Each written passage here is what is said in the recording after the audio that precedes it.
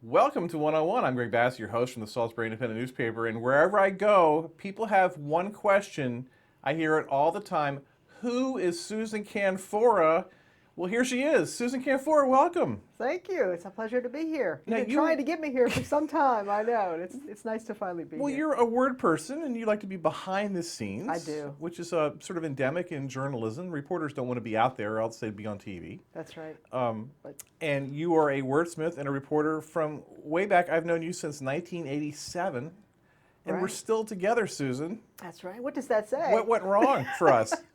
No, it's been a good team over the years. So you're the reporter for the Salisbury Independent. Yes. And I hate to make so much about us, but people keep asking me about you. Do they really? Yeah, they do. And they want to know who you are because they see so many bylines of yours every week. Okay. You must have the worst boss in the world to make you write so many stories in this nice little newspaper. But that 3-week vacation in Key West that you promised me, that makes it much easier on me.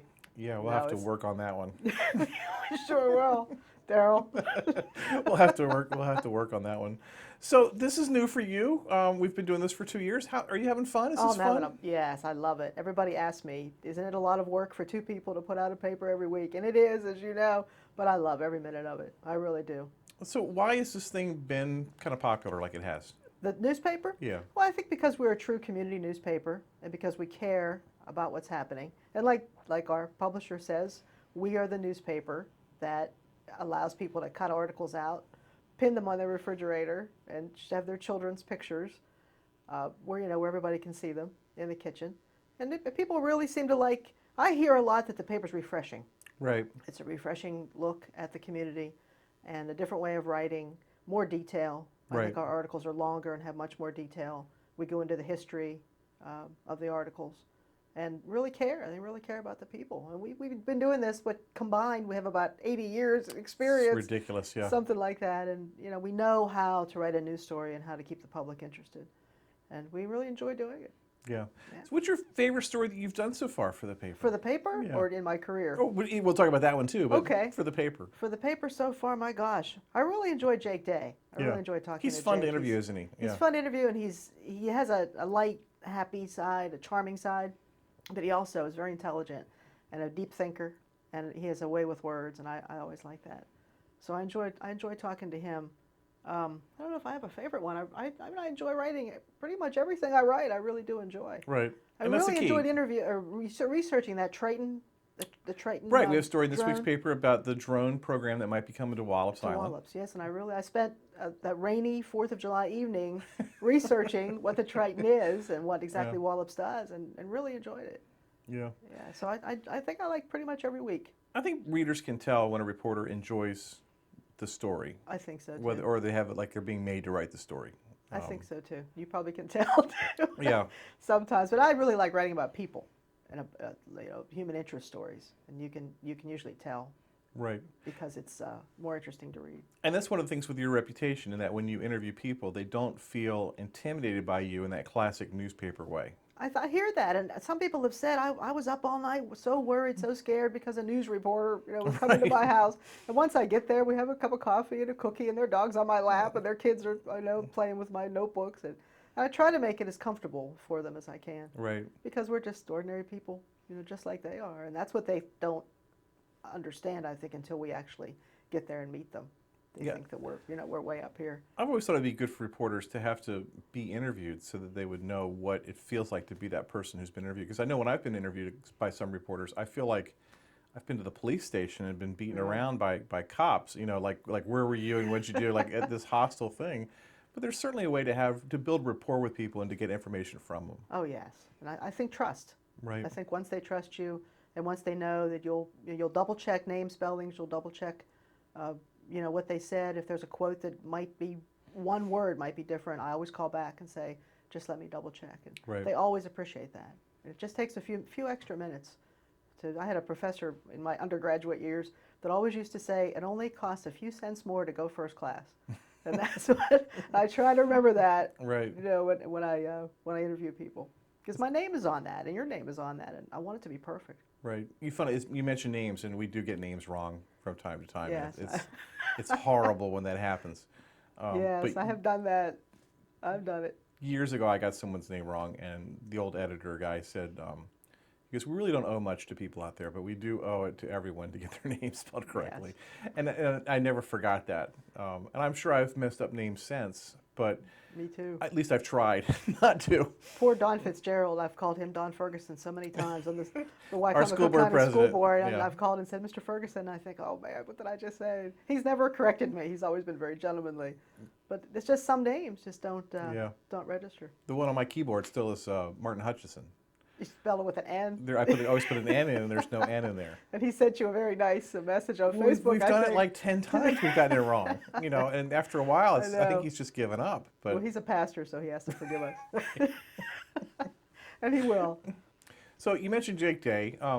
One of the things people say is that we're too kind at the paper to Jake Day. Are we too kind to him? I don't think so. I think we're very fair with him, and you know we've had to write some negative things over the years since he's been on the city council, and as long as we give him a chance, I think, to defend himself. Right. Well, that's all that really a newspaper can do is tell both sides of the story. Right. But I don't think so. He's just doing such a great job, and he's just so likable. It's kind of hard Right. to be hard on him. And he's going to step in it at some point, and we'll be there to record that. Yes. They just do. They will. I mean, everyone in politics, somehow, something goes wrong. And they trip. They trip. Yeah, well, we will, and we'll record that too. And I tell people when I interview them, you know, sometimes we have to publish bad news as well as good news. It's our obligation to tell the public what's happening. Right. But I promise you that I will call you and give you a chance to fairly give your side of the story. You know, Jim Mathias told me years ago when he was still on the Ocean City Council. He said, "Yeah, someday I'm going to step off the corner wrong, and Yeah. you're going to be there with a camera to catch it." He goes, "But I just hope that we'll have some goodwill built up for when That's that happens." exactly right. Yeah. And I was just so dumb about it. I took it literally. I was like, "He's going to step off the corner. I'm going to take a picture of." You know, I missed the big, you know, the allegory big that he was picture, right. that he was trying to relay, and now here it is all these years later, and he's still hanging in there. He's another wordsmith. He used to use that the nose is already under the camel's nose is already under the tent. He Right. used to use that a lot. And I always like to listen to his kind of allegories and metaphors when he talks. Now, in this week's paper, it was interesting because you have a big story, and for Matt Massarello becoming a judge. Yes. And next to that, our longtime compatriot Bryce Stump has written a story. My So good buddy. it's just ironic to see Susan and Bryce together again on the front I know. page. I saw that when you posted it on Facebook. You're making a paper Tuesday. Tell me about Bryce Stump. We've been friends since I started working for the Daily Times in 1986. First, who is Bryce Stump for people who Bryce might not know? Stump he would tell you, he is the photographer on the Eastern Shore. And reporter, and probably more far-reaching than the Eastern Shore even. And he's been our friend and co-worker for many years. I met him in 1986, and we've been buddies ever since. He's just a very funny, good guy, an excellent photographer, and a good writer. How has he inspired you? He has taught me a lot about photography. Remember, we were on the boardwalk one time, and there was a hotel being built, and there were welders, and all these sparks were flying on each side of the welders. It was just a perfect picture. The sun was setting, you know, behind the hotel, and I remember we were walking on the boardwalk, just eating fudge and, you know, just talking. And he turned around and he like put his hands on my shoulders, and he said, "Look at that picture." He said, "That would make a beautiful picture." It's just he kind of helped me see things in a little different way that I probably wouldn't even have noticed it. So he's inspired me as far as picture taking, and the way he interviews, he's very personable. You've probably seen him go into a room and just stop. He can be intimidating though. Yeah, he can be. Yeah. Yeah, he can be. But he'll go in and say, what did he used to say? Pardon moi. Pardon moi. Pardon moi. Pardon moi. The whole room is just supposed to stop because he got there. But deep down, he's a good guy. Well, my favorite, I'm interviewing you, but I got to tell you my favorite Bryce Stump story. And I've been trying to get Bryce on the show, and he's doing a skipjack book. I know. And when that's done, then he'll come on and talk about his Good. skipjack I hope he book. does. Of course. This is his third or fourth book. I think. Yeah. he's published. It's amazing, and it's so high quality. The stuff, It the is. work he does is so good. It is. He's such a good photographer. But I got assigned to go take a picture. It was like some kind of a banquet kind of thing at the old Holiday Inn downtown, whatever that's called now, which was right next to the paper. The Quinta, I think it is. Right. So it's like run down there and take a picture of these guys. Okay. So I go in and there's like 100 people in the room and it's a big dinner thing, and I've got a list of people that I'm supposed to get. So I'm going around the crowd and I find them and can you come stand over here because we're gonna take a group photo? Okay. So I'd round up 3 or 4 of them and they would get in a pack and I'd go try to get the other 3 or 4. Then I'll stop and talk. And then they would like walk away and and like I couldn't keep the group together. Right. So it was like a disaster and I was being very timid about it. Door opens. This voice in the back of the room goes, attention everyone. Bryce Stump from the Daily Times. I'm here to take a picture, and he reads a list of the names. They all. And these people all stood up and walked to the middle of the room, and Shit. he was like, click, thank you. And I'm there with my camera like, what the heck just happened? He taught you to be a little more aggressive. But he has a way of taking control, and he had that does. celebrity status. Everybody's like, oh, Bryce Stump is here. He's here to take our picture. He has made a wonderful name for himself in, Yeah. in the community. Well, you have too, but I guess he has the I could never do that. the assertiveness. I've always had trouble rounding people up too. I know. Yeah. I know how you feel. It's been the same way. And just a great way with words, and it's the He kind does. of reporting that I want to see us do more of in the paper. The style that he has, doing it our way, but Right. the sort of the style that he's created for himself here on the Lower Shore for so many years. We're getting to know people, and then helping the reader to get to know people. He's very good with that. Now, in Which is- 1987, when I first met you, you were covering Ocean City. Yes, I started at the Daily Times covering Worcester County. In those days, there was one reporter for each county. Remember Right. that? There was Worcester, Wycomico, Somerset, and I think Dorchester was coupled with But Talbot. we had and 5 Caroline. reporters. It was the 3 county reporters, and then like cops and schools. Yes, or and then something like I that. think there was a bureau Yeah. in Sussex at that Well, time. and then I guess I covered Sussex when I first came in. that was before Yeah. the bureau then. Right. I guess. Okay. Well, they'd had a bureau and they closed it, and then they opened. and it then after I stopped covering, they opened another They bureau. opened another So- one. Well, I had Worcester from Ocean City, from the northern end of Ocean City, clear to the southern tip of Pocomoke. I had the whole county in those days. You covered everything: school board, cops, Right. government, all the city government, county government, all of it. And it was a very good learning experience.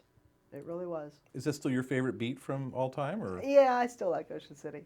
I would like to see us eventually, get our nose at least into Worcester County, and Yeah. as the paper grows. So. There were so many characters in Worcester County back then. Oh yeah, yeah, there sure were. Elvis, who I still see at the bagel shop in Norman Webb, in Ocean City. In Ocean who's Pines. Boardwalk Elvis. Yeah, now he's mostly on Route 589. He You see is. him there. He's at the bagel shop in Ocean Pines every morning. Yeah. If I stop to get a cup of coffee, and there was the gentleman who stood on his head and played the kazoo. You remember him on the boardwalk? I do. And the blind man that had the German Shepherd dog. He I was remember there that for as a long well, yeah. time, and plus the characters on City Council, George Feely, and the arguments with Glenn Steckman, and the gun, the fake gun. George and Feely with the fake gun.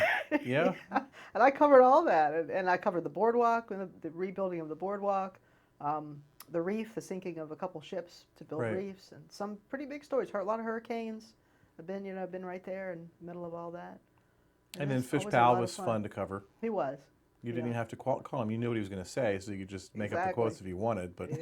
He got mad at me one time. I remember that there was funding. They were talking about funding for the Humane Society, and he got angry about something, and he walked out of the council chamber. And in my article, I said Powell, who appeared to be angry, I think I said, left the meeting, and he called me furious. He said, "Are you a psychiatrist?" I said, "No." He said, "How do you know if I was angry?" I said, "Well, Fish, you threw your pen down and walked out." I said, "I caught on you a little bit upset." He said, "Don't you ever call me angry again unless I tell you I'm angry." And that was the only time in all these years we ever had a disagreement. Wow. We've always been friendly. Wow. He never liked me, so Fish? I always had a hard time with him, yeah. I didn't know that. Yeah, he's very nice to me now, but there was always some kind of, well, he was in the fire department with my grandfather, and Fish was chief a bunch of times, and they used Right. to vote. And my grandfather never liked Fish and didn't want Fish to be the chief, so he always supported someone else. So there was tension there. Oh, and so you got the brunt of and that. I think I got extended down to me that Yeah, way. Yeah, that's what it sounds like. I still see him riding his bike. He's like 86 now, I think. Yeah, he's on the boardwalk most mornings. Yeah, he's still active. And what's fascinating is when he's walking down the boardwalk, the guys that are cleaning the beach, they see him and they'll like maneuver their tractors over to where he is to wave and say hi to him. They make a point of looking for him and saying Still hi. know him. Yeah, he's kind of an institution in Ocean City now. Yeah. Yeah. Now, even when you're covering Worcester, like vacation time, you'd come over and cover Salisbury and Wycomico, and I always remember your Salisbury coverage because it was better than the reporter who was covering Really? Salisbury. I always was afraid that I wouldn't do it right because I didn't know the players, and Right. I was always worried that I wouldn't do it. But well, it's nice of you to say. Thank Yeah. you. Yeah, I always liked government. I didn't think I would in my, when I became a journalist. I thought I would hate that part and just want to write about people. But I always enjoy listening to the meetings. Some of them went on forever. Right. It seems like meetings used to take longer. The Ocean City had a sign ordinance meeting that was over at 2 a.m. once. Yeah. I think it started at 7 p.m. And then of course, those days we were a morning paper, an early Right. afternoon paper, and the stories had to be in by 7:30 the next morning. So if the meeting lasted until 2, you went home and wrote it. That was in the days before laptops, before Right. what we called remotes. And remember that? Right. We Yeah, the called 5-line laptops remote. remotes. Yeah. Yeah, exactly. You can only see 5 lines of your copy, and you had to keep scrolling back. You couldn't get any flow going at all. And then you had to plug it in and listen for this dial tone. It took Yeah. longer to get the story to go to the Daily Times than if I would have driven it over there because I lived in Ocean City at the time. Yeah. But those were fun days. I often think of those days and everything I learned. I learned a lot about how government works and how people maneuver to get what they want. It was a real learning experience for a young reporter. Who's your favorite politician you covered? Probably Fish. Fish. Yeah.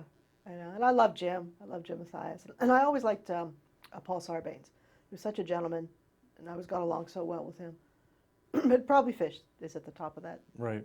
list. Because Fish was the mayor and also a county commissioner's president. Yeah, well, he was mayor when I came. I think he was Right. off the county commissioners. He went back board. and forth, I think. Yeah. Yeah, But- he might have. But when I came, Bennett Bosman and Jim Barrett were on the county, and I had the honor, I guess, of covering both of their funerals and writing the stories when they both died. Right. So it was an honor to be able to give them a nice article.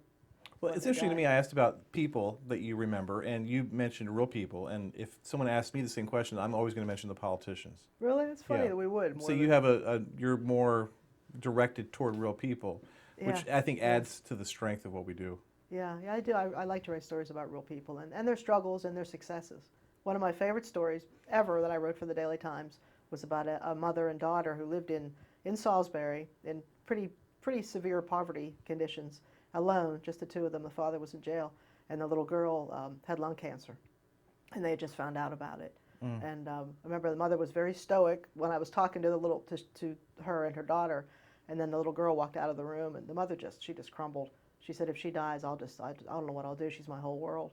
And it's a time like that when people have to understand that we're human too. And my heart went out to her. It wasn't a camera in your face. How do you feel when your house is burning down? Kind of Right. a thing. 'Cause we don't do that. I think on TV, the media gets that reputation, but we don't do that. I mean, it was a very sad time. And the little girl did die a few months later. And the father somehow from jail got my home phone number, called me at home and asked how he could find her because he wanted to go to the funeral. Wow. So it was a very poignant story. It really was. It was one of my favorites. And I hope I was able to help in some way. We got the next morning after that story ran, we got calls from all morning, 50 probably or 60 calls. How can I help? Can I send her to Disney World? Can I buy them a TV set? Can I Right. pay her medical bills? The community just came around that family like nothing I've seen. And you see it all the time here, how much the community helps. But in that case, it was more than ever. Right. And if people know, they will take action. They really did. People called Ray. Was Roy Perdue that used to be at the hospital? Roy Perdue at the He hospital, was the right? first one who called and said, "I'm Yeah. going to buy her a television." I don't think they had a television set, and they didn't have anything. It was a really bad situation. I mean, people were sending me. They were going to send the family on vacation. It was so heartwarming. But I spent the whole morning on the phone directing them to her, and that was one of the nicest things I think we were able to do. Yeah, So- I remember somewhere like 2000, we had a little brief in the paper when Ginger Lastly was a local girl with leukemia. I remember her. Yeah. And they were going to have a bone marrow test to try to get a match. Right. Just a little 3-paragraph brief in the paper. And the next day, there's like 600 people in line Right. to undergo this excruciatingly painful Yeah, it was test painful. to see if they have a bone marrow that they could donate to her. Perfect strangers. And it's just like, Yeah. no Facebook then, no real internet, no.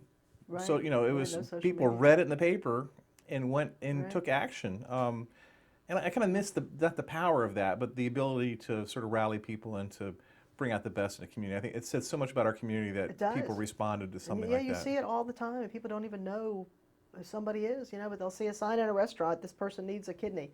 Right. And like you said, they're having fundraisers. They don't even know who the family is. And I think that's one of the nicest things about this community is how closely knit, especially with the transient population. It doesn't matter where they come from; they'll still help when they get here. Right. And it's a nice place to live. One thing I get really from is. people is, because our paper is, we try to look at the positive side of it. Mm-hmm. And in terms of like the watchdog coverage we do, the motto is, we're a watchdog with manners. You know, everyone wants to That's hug the right, puppy. that's- No one wants to hug the Doberman that's Right. salivating. But anyway, so because we have a positive sort of, not spin, but we try to look at things on the positive side. Right. It seems like we just did the special section, Salisbury's Rising. Right. It seems like there's so much good stuff happening around us. The cynical people will say it's the same as it's always been, or it's worse, or you're just making stuff up. What's your reaction We to can that? see it changing. I mean, we can Do see you the feel this way downtown too? We've not changing. talked about this. It's just Yeah, it's no, interesting. we're not spinning that part. We can see it change. We can see the downtown growing. We can see Third Friday with thousands of people there. And First Saturday starting to pick up, and all of the momentum. The younger people, who want to live here, who want to come here and raise their families. So, I don't think we're putting an unnecessarily positive spin on it. I think we're just covering it. But it's important to remember too, that if we have to, we can salivate. Right. If there's bad news, we'll cover it. I mean, we're not going to gloss over anything bad that happens. Right. In the community, and we cover murders and and bad things that happen, and drugs, and we've had series on the heroin problem. So we cover the not so good news too. It was interesting. It was about a year ago, the Trey Harkham situation in Mardella. That So we had a year of fairly upbeat newspapers. Every week it was people saw it as a treat. They could sort of like immerse themselves in the paper, and it wasn't going to be I look some forward to reading it, hostile, right. angry story, some gotcha type journalism story. Right, exactly. But it was gotcha, but maybe it was written in a way that didn't look like gotcha so much. It wasn't that pretentious journalism way of doing Right, stuff. and that's what we don't like. So then we have Trey Harkham on the front page where he's arrested, and just a grisly photo. He's got blood on him and stuff. Yeah. And people really reacted negatively to that. They were like, this is not what we want from your paper. Well, But again, it was a legitimate, important news story, and you Absolutely. told it in a very sensitive way about that great family, what they went through. right. I tried to. That was one of my favorite stories. Not the tragedy, but Right. the way that family supported him, and came together, and how sorry they were, that it happened, but how they still supported him as part of the family. Yeah. But it's bad news. It has to be reported. It might not be what people are used to, but a true newspaper has to give the bad news as well as the good news. Yeah, we couldn't. You Try just to- couldn't ignore it. Oh no, especially a well-known family like that. Right. But it was grandfather has died now, Right. and he'll be in jail for some time. It's a very sad situation. Yeah. I remember in one of the articles I read, or maybe it was one that I wrote. It was something I read. Maybe I wrote it, but I think Lee Harkham's wife said she wished she had told him she loved him before he left that morning. And Isn't that amazing? It's heartbreaking. Yeah.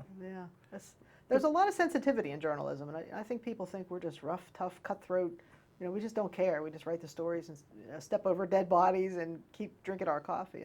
And we're human beings too. We have families and people we love. And Yeah, that's very important. One thing I lapsed into, and I wonder if this happens to you, where I become so familiar with someone that I'm talking to, they forget that I'm writing everything down.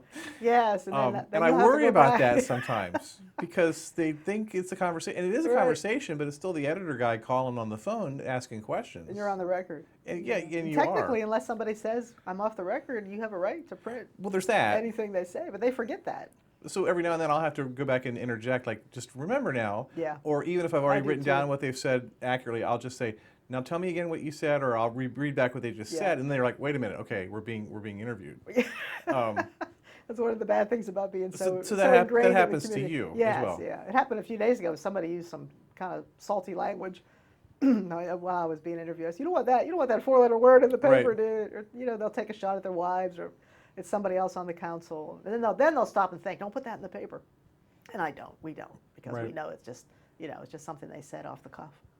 So we try to be as polite as we can. I have a line I use with bureaucrats. They'll explain things that are. Jack Lennox is famous for this. Something that you can't understand what he's talking about.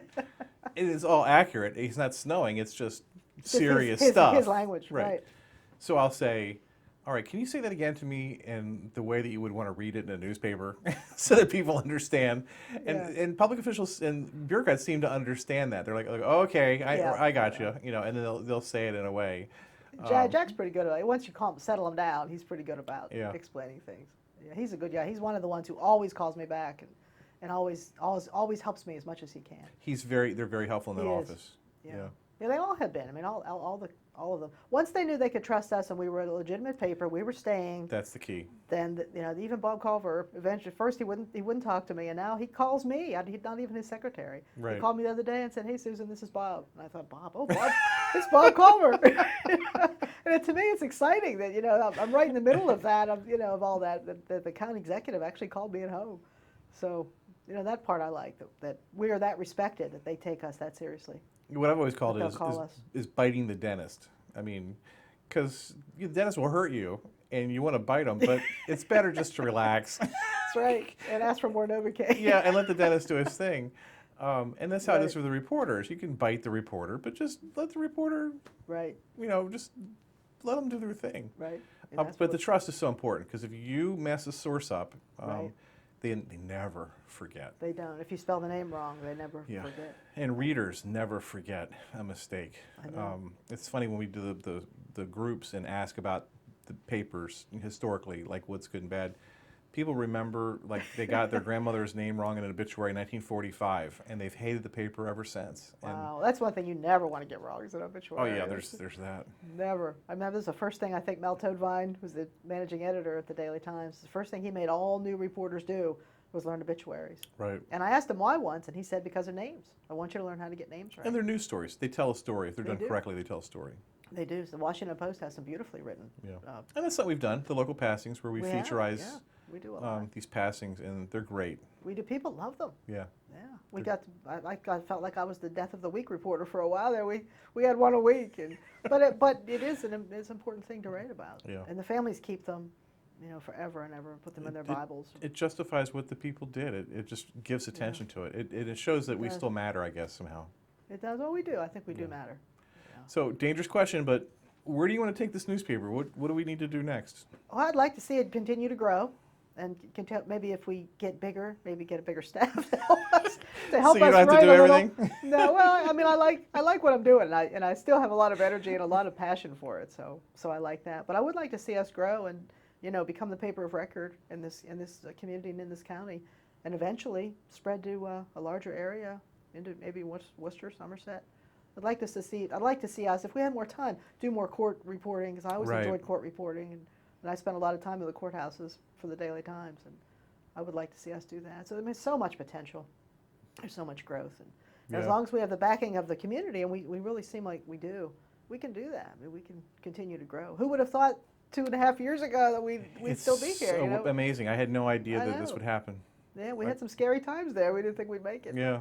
But we did, and we've had a lot of support and a lot of good reputation. People tell me all the time, and I don't ask them, but they'll say, "I love the Independent. I can't wait till it comes out." It's a well-written, It's stunning. solid newspaper. It's just stunning that it's happened Yeah. this way. They've really embraced us. The community has really embraced us, and we embrace them back. That's the key. We really do. That's the key. Well, I want to thank you for coming in here. I know It's this a was pleasure. painful for you, but I enjoyed No, it. it wasn't at all. It was nice. It's always nice to talk about journalism. She's Susan pleasure. Canfora. She's the reporter for the Salisbury Independent, and I rely on her so much. It's almost bad how much I rely on her. But so thank you for being here and everything else. You're welcome. I'm Greg Bassett from the Salisbury Independent newspaper. Another edition of One on One right here on PAC 14.